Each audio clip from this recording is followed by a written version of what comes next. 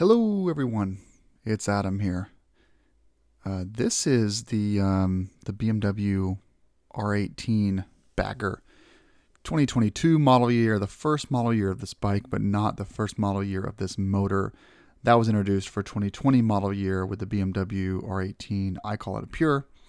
And then the Classic was added, kind of mid cycle, early 2021, and then by November, October, the Bagger and Transcontinental were added. Now that I have about 1,250 miles in this motorcycle, I wanted to string together some voiceover. All these clips were recorded over the weekend with Heather and I riding her F750 GS and my R18 to Acadia, Maine. And we did, I think, 600 miles, 2 nights of camping. So I kind of wanted to talk a little bit about how this bike performs in different situations. So there's your commuting, there is your night ride, windy road, nighttime ride, darkness. Then there's that long distance trip where you're either hotel camping or you're camping on the ground. Now the R18 bagger does have a nicer seat. The Transcontinental has the nicest seat. I will say that after about 300 miles, you start to feel that this is not really a touring bike. I always have a sensitive butt, though. I've tried everything, and really, for me, only Sargent seats really work as a comfortable seat.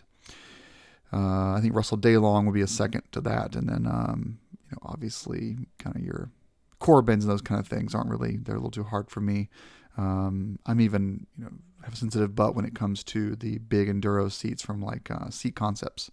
So consider me a big baby when it comes to seats, and this was not a very comfortable place to sit, and highway pegs wasn't going to do much for me.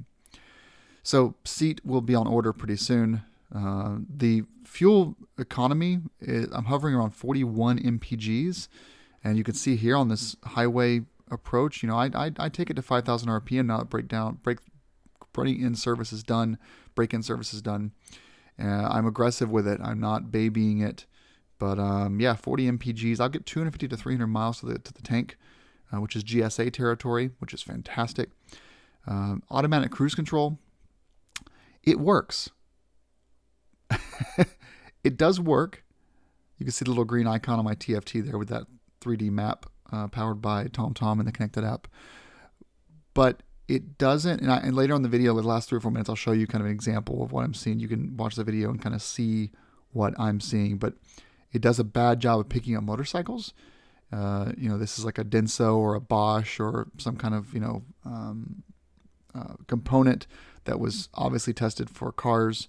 And so if you're riding properly behind a motorcycle, which means that they're on the left side of the lane, you're on the right side of the lane, if they move, if you're riding that way, your bike won't notice them. You have to be nearly behind the motorcycle in front of you for it to work.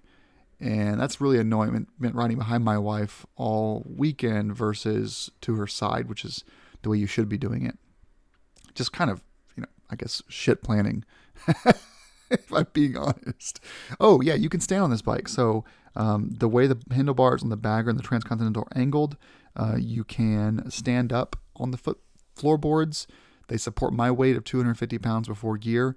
I felt no nervousness of those floorboards, mounting, braking, and I'm able to fully grip the handlebars with my legs locked. And at 6'3", that's something I had to do and add risers to my GS to achieve that. And I'm able to stand on this thing and stretch my knees out, which is kind of cool, and rely on the automatic cruise control a bit. Let's talk about the infotainment for a second, a little longer than I really would like to talk about it. So this motorcycle is not compatible with any tank bags ever made. There are some R18 tank bags made by BMW. There are a few from SW Motec. They are the old school kind of magnetic bags that work with steel tanks, which this is one. Here's the thing. For the infotainment system to work properly, you need to have your iPhone plugged into that case that they put there. And obviously with a max-sized smartphone, you can't run a case on your iPhone for it to fit in that hole. Same issue with the new 1250 RTs. That cubby is too small for larger smartphones. They do not send you a USB-C or Lightning cable with the bike, so you have to go and buy a $30 cable from BMW. You can obviously use any USB-C to Lightning cable you would like. The problem is most of them are either too long, too short, or they are not at the correct right or 90-degree angles to fit in that small cubby. So I just bought the BMW one. It's a perfect fit. It's loud in that cubby because there's a big fan running at full speed to keep your phone cool, because your phone has to remain turned on and unlocked. So your screen time stats, if you care about that, will be kind of screwed up, and it's buggy. It's very buggy. So I use Apple Music. I have not tested this with Spotify or any other streaming service, but every time the song ends, the playback stops, and I have to go back to media and start the next song, or remember to hit the next button on the Wonder Wheel to skip forward to the next song in the last few seconds. I tried tinkering with all the repeat shuffle, settings on iPhone and on the TFT system. Cannot get it to work. And these are all songs that are locally stored on my phone. The way I found a way around this is to listen to audiobooks or podcasts, because they last 3 hours. So music playback either through the speakers or my headset. By the way, this is us going up Cadillac Mountain, Heather and I. She's behind me as pillion, and I'm in front, so you can get an idea of what the pillion view is if you'd like to be shopping for that for your spouse or partner or best friend. So music playback is kind of flawed, if I'm being honest. I need to figure out a way around that. As usual, there's going to be software updates, but I think I'm unique in this case. So if you know why that's not working, let me know.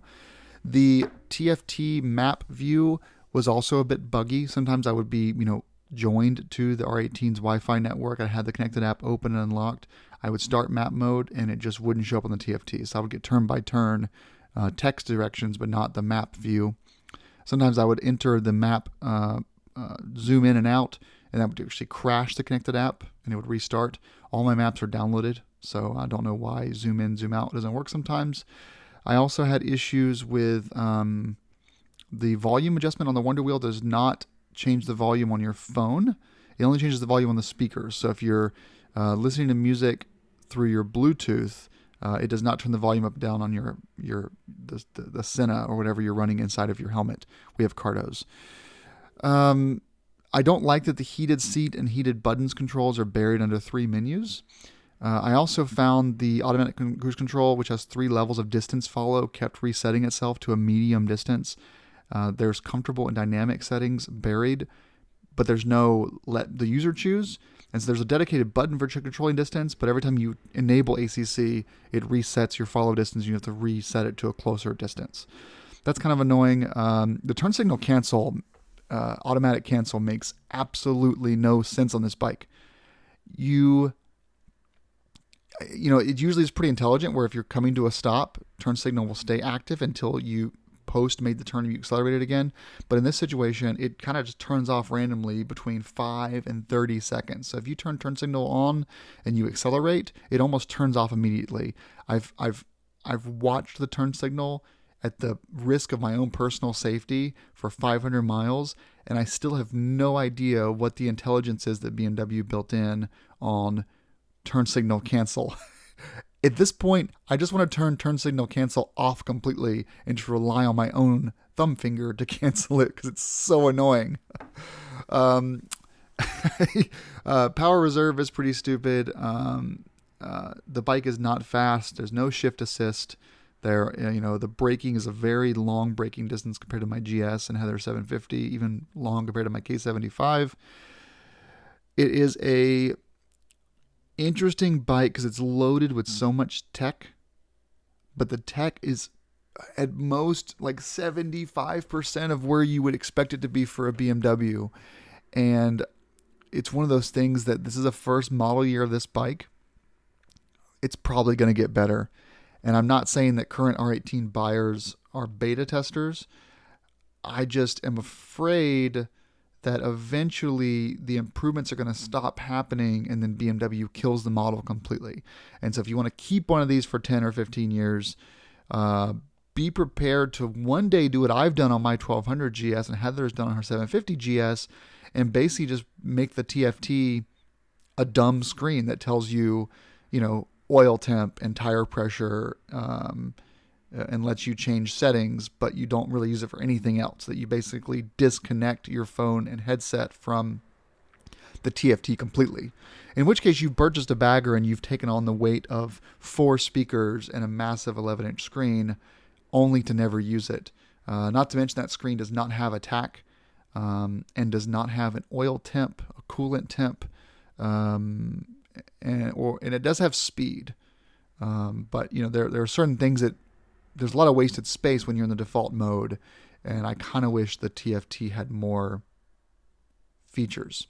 Also, I couldn't figure it out. The TFTs on the R1250 RT are split view between your music and map, and on the R18 I can't find how to split map and music view. So those kind of are separate modes you need to enter into. It's almost as if this TFT was kind of designed before the RT and kind of thrown in here. But there's all kinds of decisions that get made up the chain, and that's just kind of what I feel from my first experiences with it. The bike is a load of fun. I want to make that absolutely clear. It is a ton of fun. There's a lot of torque down low. You get peak torque, I think, at 1500 RPM, and it stays at peak torque until around 4,500 or 5,000 RPM. And you feel that the drop-off is severe. The drop-off is like, hey, buddy, you're out of runway. You should shift. The reverse has 1 speed. So, and I've had issues with it not going into reverse, which is frustrating. So if the reverse light is blinking, it means it's not in reverse. Sometimes you'll be backing up and it'll just go out of reverse. It'll just go to blinking. It's frustrating, and you're kind of stuck in this mode where you're half in traffic going from reverse to neutral to reverse to first, and it just doesn't work.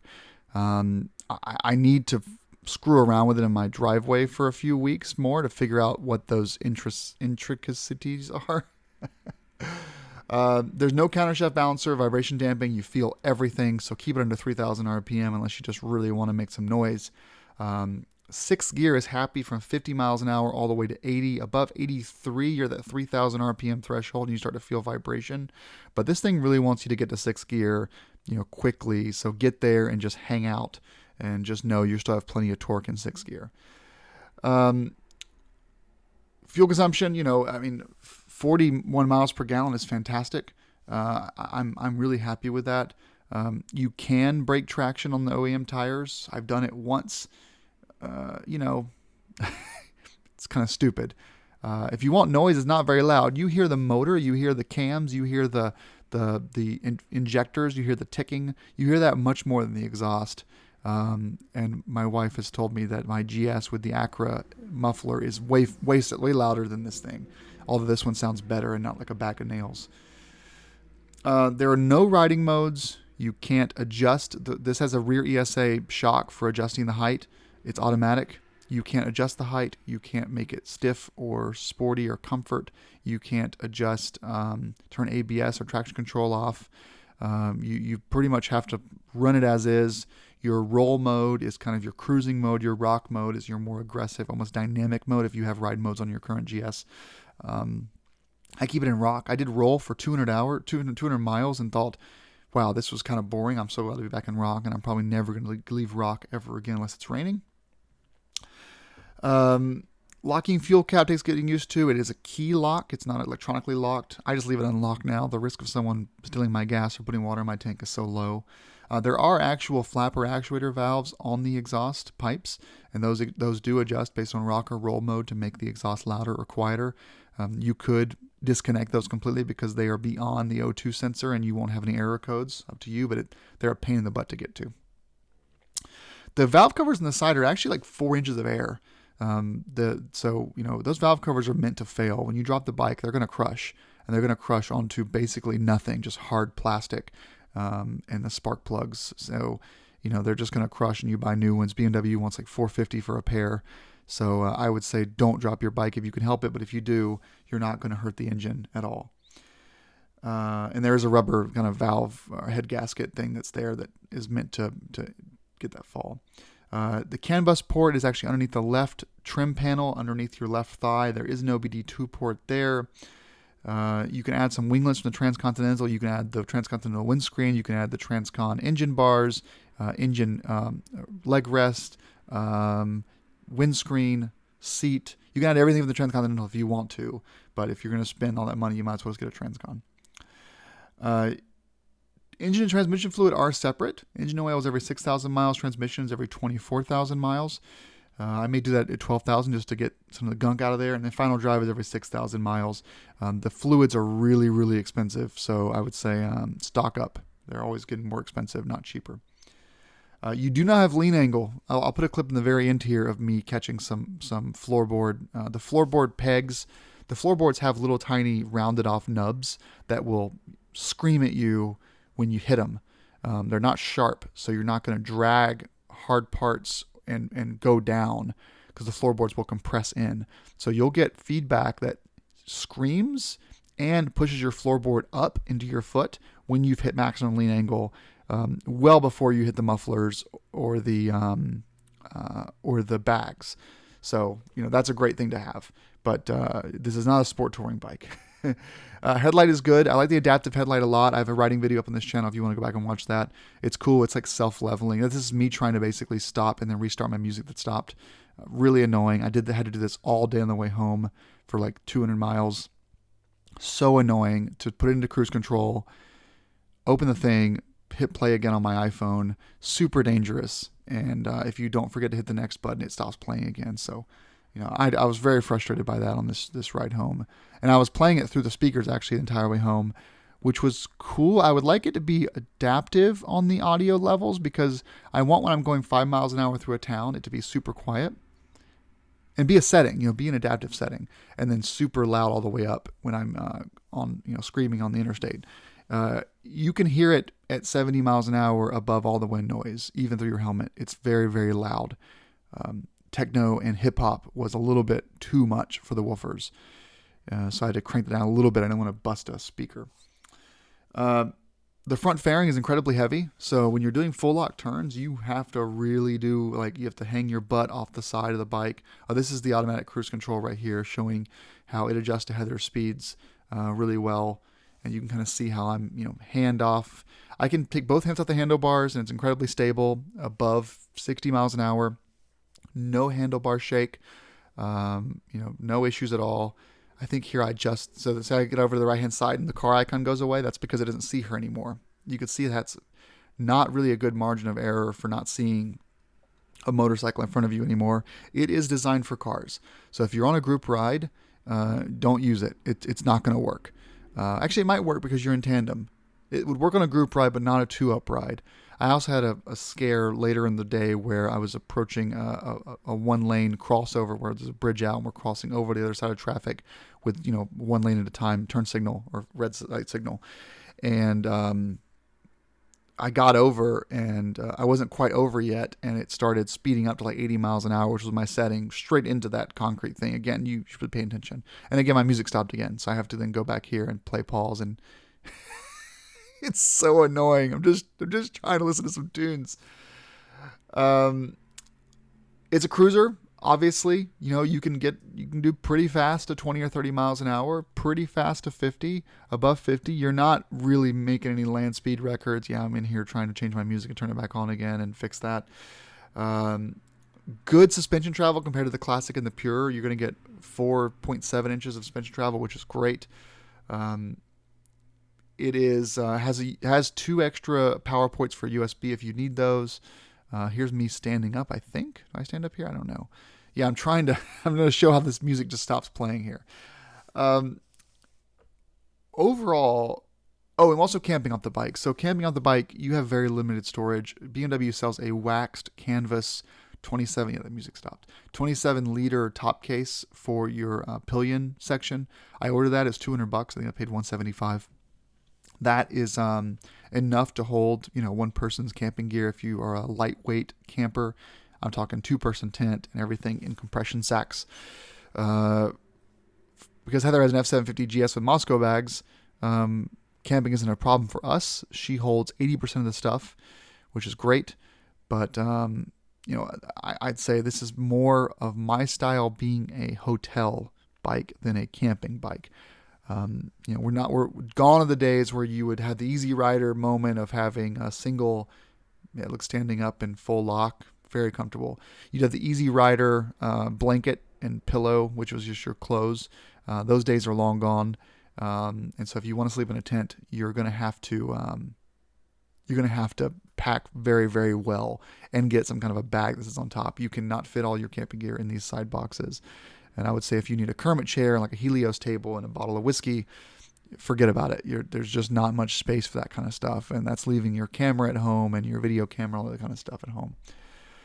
I wanted to just kind of briefly leave you with the topic of R18 being the only motorcycle you own. If you are a commuter, if you're going to the biker bar, I don't condone that, but that's your kind of riding style, is ride for an hour with your buddies after work. Maybe go to a rally once a year and stay in a cabin with bring your own pillow and blanket. This is a great bike. It's a wonderful bike for that.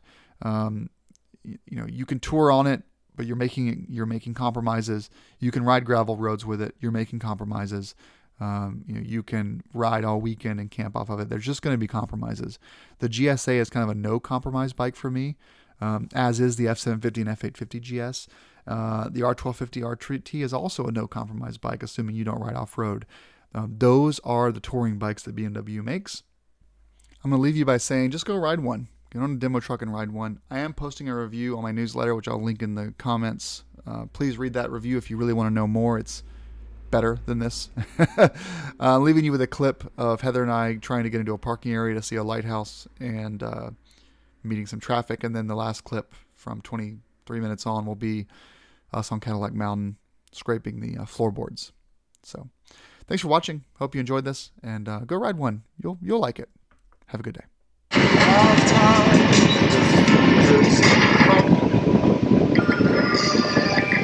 Interior Coast Guard, no one wanted to maintain it, so they sold them. I think it's funny that Tina told me that there was going to be a massive line of cars. What were you saying, Heather, about the massive line of, you said there's no line of cars? Well, I guess there are some cars. Fuck me. But we're 600 feet away. It's fine.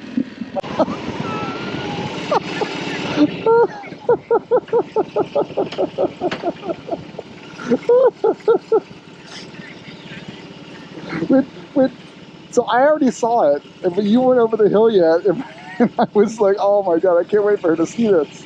I like that I bitch about it, and then this happened.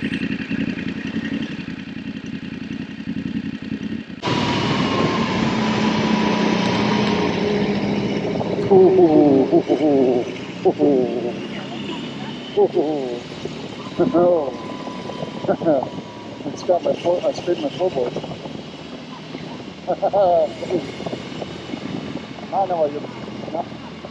Now I know why your back is so tight. That was a fucker moment. I'm learning my limits. I don't really want you to learn your limits with me on your bike.